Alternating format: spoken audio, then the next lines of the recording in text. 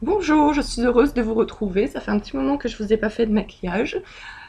Donc aujourd'hui, je vais vous faire un maquillage donc pas sur un journal, que je n'ai pas trouvé sur un journal, mais un maquillage que je me fais en ce moment. Moi, c'est comme ça, par période, je me fais un maquillage, puis après je passe à un autre. Là, je vais vous le faire avant de me lasser, parce que ça fait quand même 2-3 semaines que je fais tous les jours le même maquillage. Donc je pense que je ne vais pas tarder à changer, donc il est temps que je vous le montre. Donc, je vais utiliser d'abord une crème de jour de Clarins, soin multi-éclat ensoleillant, bonne mine. Donc c'est une crème que j'ai achetée chez Sephora et qui au fur et à mesure du temps que l'on met, ça fait un petit effet bonne mine en fait. Et effectivement, j'ai vu la différence parce que quand j'ai commencé à avoir ma mine qui s'est un petit peu colorée, les premiers jours, je me disais mais c'est pas possible, j'enlève pas tout mon fond de teint. Enfin, je pensais que je me démaquillais mal jusqu'à ce que j'ai repensé qu'il y avait un petit peu d'auto-bronzant dans cette crème. Du coup, c'est normal. Je vais aussi utiliser comme fond de teint le Terracotta de Guerlain. Donc, ce fond de teint a une histoire. Donc en fait, cet été, donc je me suis fiancée. Comme j'ai pas le droit de trop me mettre au soleil, j'étais blanche. Donc avec ma robe rouge, c'était pas top. Donc je cherchais en fait un fond de teint pour le corps. Je suis donc allée chez Nocibé à Lyon, Grande Rue de la République, et on m'a vendu ceci. Voilà, en tant que fond de teint pour le corps. Donc j'ai demandé à la vendeuse si elle était bien sûre que c'était un fond de teint pour le corps, car en général les fonds de teint pour le corps, les contenants, les flacons sont beaucoup plus grands. Elle m'a dit oui, oui, c'est pour le corps et tout. Et bon, moi je lui ai fait confiance, j'ai pas regardé, et en arrivant à la maison, je me suis aperçue que c'était un fond de teint basique pour le visage. Bon, ceci dit, on peut le mettre sur le corps, mais ce n'est pas un fond de teint dit pour le corps, alors que c'est ce qu'elle m'a assuré. De plus, le lendemain, je suis retournée chez Nocibé avec ma cousine. Voilà, et donc je me suis aperçue qu'à côté des caisses, il y avait des fonds de teint pour le corps, dans des flacons beaucoup plus grands, et les prix c'était entre 10 et 15 euros le flacon, je crois, alors que il faisait le double, voire le triple. Celui-ci, je l'ai payé 33 euros quand même. Donc je ne sais pas si je suis tombée sur une vendeuse incompétente, ou alors une vendeuse qui voulait me vendre quelque chose de cher, voilà, je ne sais pas. Donc voilà, donc je ne l'ai pas mis pour le corps parce qu'en plus, ce n'est pas du tout ma carnation. Même pour le visage, je le trouve un peu trop foncé. Franchement, bon, après, Guerlain, c'est des très bons produits, hein, mais pour moi, ça ne va pas du tout. Cette vendeuse, elle m'a vendu quelque chose qui ne va pas du tout à moi. C'est beaucoup trop foncé pour ma carnation, et en plus, moi, j'aime les fonds de teint bien couvrants, et c'est pas du tout couvrant.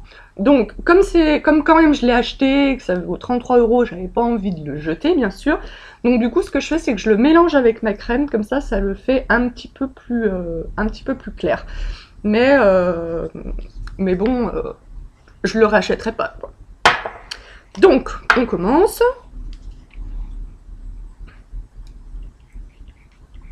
Donc voilà, je mets de la crème. Je me suis bien sûr désinfecté les mains avant, hein. Je ne l'ai pas fait devant la caméra. Mais voilà, un petit peu de fond de teint. Je mélange et j'applique. Donc vous voyez, c'est bien foncé, même avec la crème. Mais bon, comme je vous dis, j'avais pas vraiment envie de le jeter, et puis bon, ça s'estompe quand même pas mal dans la journée. Donc voilà, moi j'aime bien les fonds de teint bien couvrants, bien mat, parce que j'ai des rougeurs, enfin la peau de mon visage n'est pas uniformément colorée. Donc voilà, celui-là en plus, je trouve que, je sais pas comment expliquer en fait, il est trop foncé, mais en même temps il est pas assez couvrant. Je sais pas si vous voyez ce que je veux dire. Voilà. Ensuite, j'utilise, donc toujours pour matifier, non, avant de matifier, je vais mettre mon anti-cerne. Donc anti-cerne de chez Benefit, voilà, j'arrive pas à l'ouvrir. Alors, je trouve qu'il est assez compliqué à ouvrir. Alors, je sais pas si c'est moi qui n'ai pas du tout de force, c'est peut-être le cas, mais alors, je galère toujours à l'ouvrir. Voilà. Donc,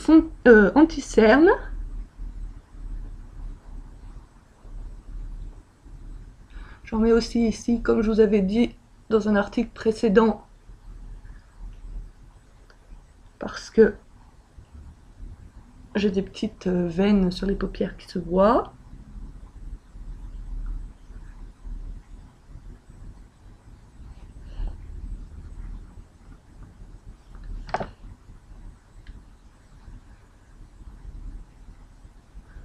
Voilà.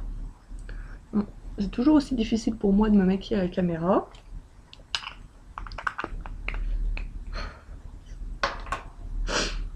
Ensuite, j'applique, pour matifier le tout, une crème, une poudre fondante de L'Oréal. Accord parfait.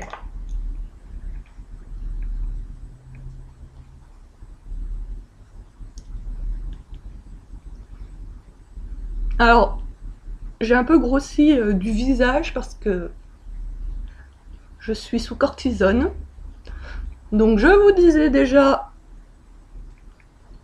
dans mes précédentes vidéos que j'étais super complexée par les rondeurs de mon visage, alors qu'à côté de ce qu'il y a aujourd'hui, c'était rien du tout. On n'est jamais contente de ce qu'on a, j'aurais dû me réjouir avant que je sois sur cortisone. Voilà. Enfin bon, normalement, ça devrait s'affiner dans quelques mois. Alors, ensuite, une poudre clinique, une poudre bronzante, c'est la numéro 4, assez foncée, pour creuser.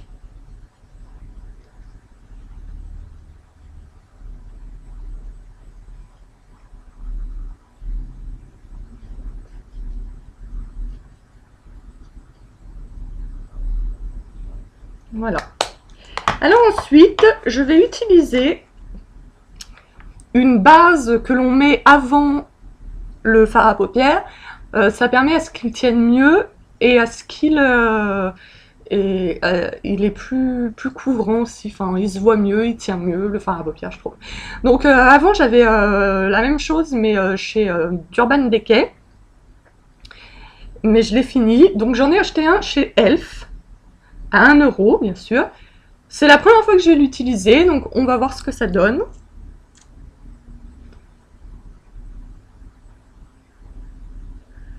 À l'application, il n'a pas l'air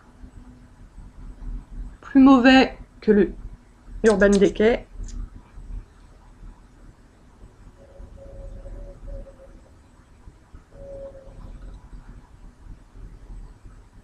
Les produits Elf, je trouve que c'est vraiment variable. Autant il y en a des pas mal, autant il y en a, franchement, c'est pas top. Ensuite, donc je commence le maquillage de mes yeux.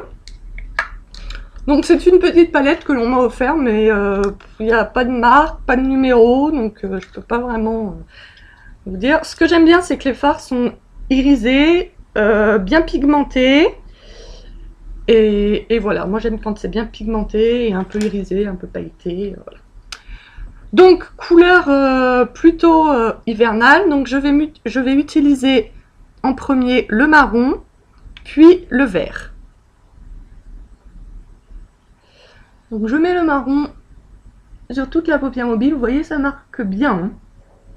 Donc le fard est bien pigmenté, mais aussi avec la base pour fard à paupières, je trouve que ça fait encore plus.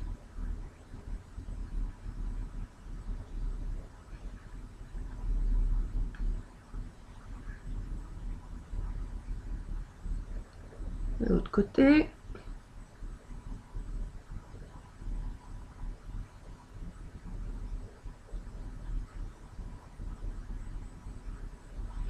Et ensuite,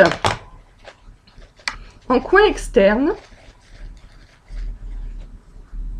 je rajoute le vert kaki.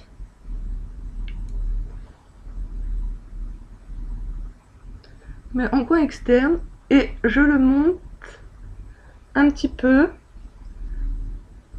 sur ma paupière mobile.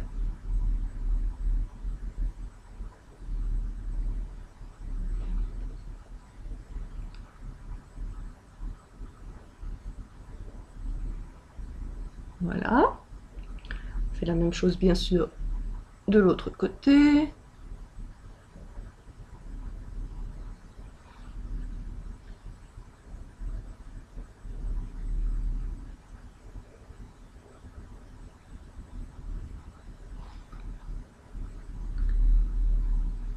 Vraiment difficile de voir à la caméra ce que ça donne. Voilà. Alors, ensuite, il faut bien sûr estomper. Alors, moi j'ai un petit estompeur comme ça, là. Vous voyez, il est pas très fourni. C'est une bonne marque, c'est un Serge Louis Alvarez que j'ai depuis 10 ans. Donc il est très bien. Mais je trouve qu'il n'est pas assez gros. Donc j'en ai acheté un de chez Elf. Il est plus fourni. Je ne l'ai pas encore utilisé, je viens juste de l'ouvrir. Mais bon, je ne vais pas l'utiliser. Je vais attendre de le laver parce que je ne sais pas si on voit à la caméra. Mais quand on fait ça, il y a une espèce de fumée qui sort du pinceau. Donc je ne vais pas me le mettre sur l'œil comme ça. Je vais d'abord le laver. Donc aujourd'hui, je vais utiliser celui-ci. La prochaine fois, j'utiliserai le Elf. Et je vous dirai ce que j'en pense. Comme ça, au toucher, il a l'air pas mal pour estomper. Allez, on estompe.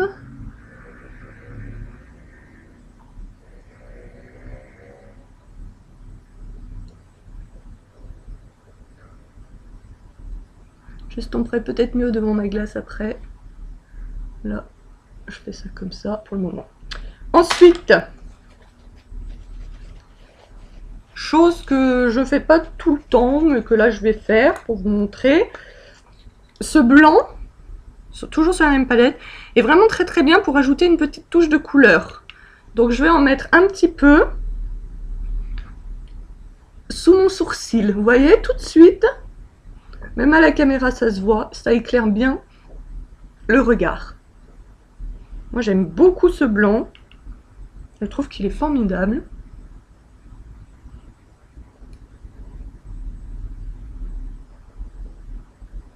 Voilà. Alors bien sûr, j'oublie toujours quelque chose. J'ai oublié mon mascara et mon crayon noir. Je vais les chercher.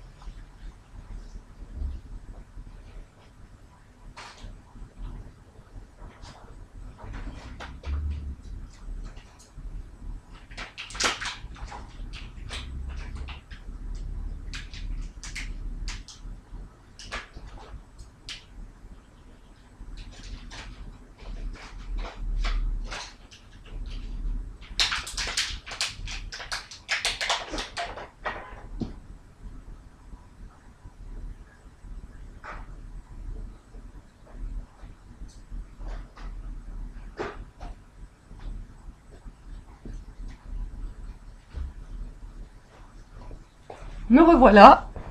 Excusez-moi, j'ai mis un peu de temps. Alors en fait, je sais pas comment. Je sais qu'il y a des filles qui à des moments coupent la vidéo et la reprennent. Moi, je sais pas comment on fait. Donc, si vous voulez m'expliquer, ça évitera quand j'oublie quelque chose ou voilà que à chaque fois je parte et je revienne. Donc, je veux bien qu'en commentaire vous m'expliquez comment on fait pour couper et reprendre la vidéo parce que moi, j'y suis pas arrivée.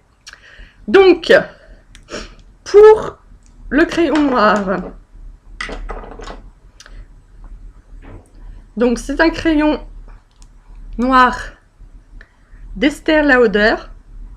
Il est bien, moi je cherchais un crayon bien noir, bien gras, qui s'applique facilement et il est bien. Je suis pas forcément fan toujours de cette marque. Une fois j'avais acheté un mascara dans cette marque et il avait séché très vite. Enfin vraiment j'étais pas du tout contente. Donc là pour ce crayon noir, enfin j'avais pas demandé de marque particulière, j'avais demandé conseil à une vendeuse Sephora. Et elle m'a conseillé celui-ci et j'en suis ravie. Donc comme quoi, hein, tous les produits d'une même marque ne sont pas de la même qualité. Donc, hop, j'applique mon crayon noir.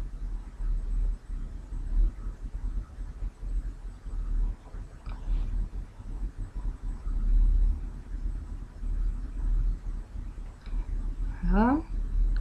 De l'autre côté.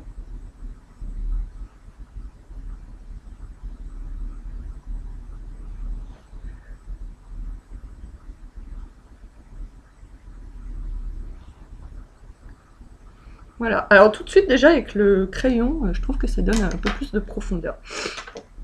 Donc, pour le mascara, toujours le Cils Architect 4D de L'Oréal, que j'adore. Donc je l'ai racheté ce matin, il a changé de packaging. J'ai même hésité à l'acheter, parce que je me suis dit c'est pas possible, c'est pas le même. Et si vous voyez, c'est marqué la même chose. Donc c'est le même. Donc je l'ouvre pour la première fois, je viens juste de l'acheter. J'espère que... Mais il n'y a pas de raison, c'est juste le packaging qui a changé. Normalement, le mascara en lui-même doit être toujours aussi bien. Donc voilà, j'applique mon mascara.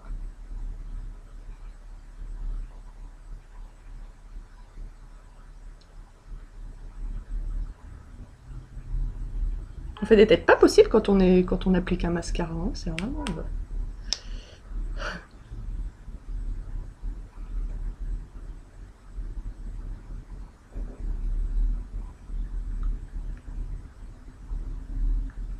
Voilà. Et enfin, pour terminer, une petite touche de gloss, vu que mes yeux sont quand même assez foncés. À part en soirée où je mets des fois du rouge à lèvres, mais en général, moi je me maquille plus les yeux et le gloss... voilà. Donc c'est un gloss Benefit. Voilà. J'ai depuis un petit moment.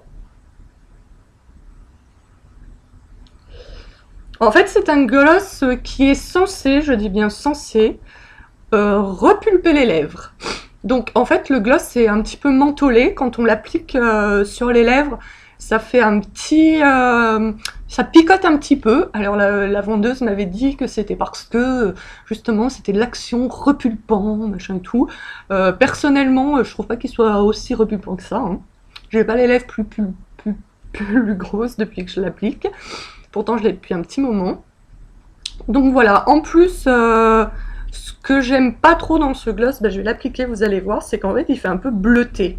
Donc il est bleuté, il est à la menthe, mais normalement sur les lèvres c'était censé ne pas faire de couleur bleutée. Donc bien sûr, là, juste aujourd'hui où je vais vous le dire, ça va pas se voir. Donc voilà. À la caméra ça se voit pas trop, mais ça fait quand même un petit effet bleuté. Je ne sais pas si vous avez ce gloss, si vous l'avez ou si vous l'avez testé. Est-ce que vous pouvez me dire ce que vous en pensez, s'il vous plaît, en commentaire?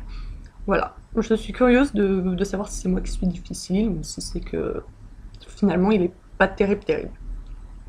Voilà, mon maquillage est terminé pour aujourd'hui. Je vous dis à bientôt. Au revoir.